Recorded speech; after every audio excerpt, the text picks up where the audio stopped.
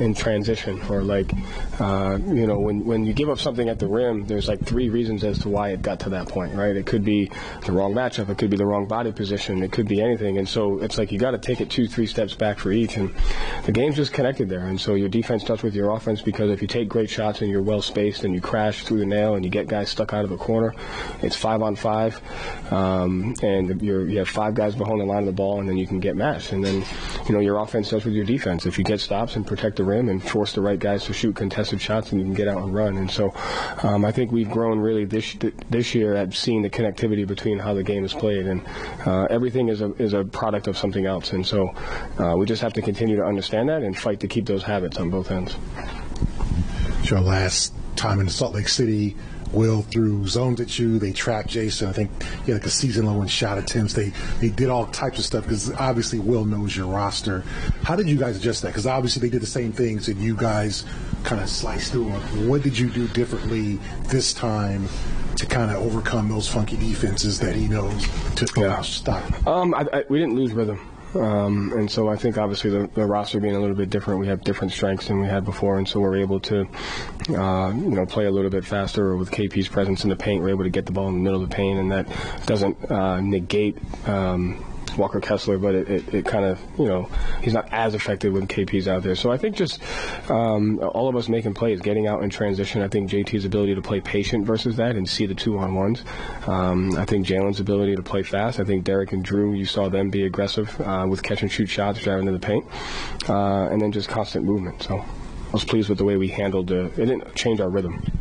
How much of a difference does KP make when teams play you zone? Because you're probably going to see a lot of zone just to mess with you guys. Well, you take like the last 2 games where in the OKC game, KP was in the middle against the zone because Chet was somewhere else, or it would bring Chet close away from the basket. But tonight it was KP in the dunker, JT or JB in the middle, and so it's either they shoot that or he has to stay connected to KP because of the big. And so I think it's just goes back to what we've been talking about, is each guy has a positive effect on the next guy for that reason, and each guy is good because of the guy next to them. Hey, Joe. Jason set his season high in free throws tonight, even though he only played through 3 quarters. How have you seen him sort of transform from last season, where he was usually, the go-to scorer, versus this year, even through some tough shooting nights as of late? The assist numbers still up. He's sort of transforming into the offensive hub for the team. Just being patient, slowing down, taking what the defense gives him, reading the defense, understanding how everybody around him we're a better team when everyone is a threat. And he can be a better player when he uses everybody around him and actually makes his job easier. And so you kind of saw that tonight with his ability to get more catch-and-shoot opportunities, his ability to get to the free throw line. And that's kind of what the guys are recognizing, is then the guy next to you is going to make your job easier. That's why we're a good team, and we can continue to trust that. We continue to grow as a team. And he's being patient in his reads, and he's changing up. He's playing off ball, he's screening, he's handling, he's cutting. And so really all of them have grown in that. And then the pull-up threes haven't been falling at the same rate for him as much this season. He's obviously going to have the ball in his hands a lot just because of the offensive hub thing. You guys got him a look in the corner where it was a standstill three. It's tougher to find those for him because he's going to have the ball in his hands. But do you think it's important to make an effort to sort of find him for some of those catch-and-shoot threes, or do you think it's just a matter of the flow of the offense? I think it's important to find a way to be a well-rounded, effective basketball player and not be defined by one thing. And so you're not limited to those shots. I don't think those shots are bad shots. It depends on time and score. It depends on what the matchup is. It depends on what our team needs at that time. And that's another area where he's growing, is like, just because he's missing some of those doesn't mean that he shouldn't take them, but it also means he's not limited to those. And you're seeing the free throws, you're seeing the catch and shoots, you're seeing the post-ups, you're seeing the off-ball. And so it's just not being defined by that. It's being defined by, like, every game's going to present different challenges, and you got to be aware to what the challenges are and what the opportunities are. Jan, Gary, and then John. Joe down here. The team itself is pushing the All-Star campaign. We all got little gift boxes here.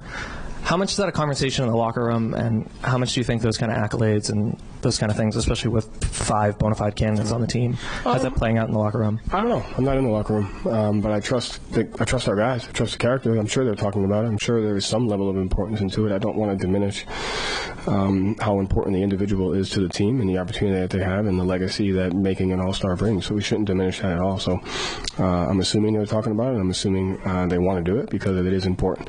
And individual accolades are important, and it takes good individuals roles to be part of the team. And I think all 5 of them are deserving to be an all-star. So they should try that. They should talk about it. They should relish that. They should go after it. But we should do it in a way that highlights everyone and a way that continues to make the team successful. Joe, we did not ask you about Coach of the Month before the game. Sorry about that. Does that mean anything to you? I know Adam. I'm sure Adam did. Does that mean anything to you? Do you get a plaque, a certificate? Plaque. Like, what do you get for that?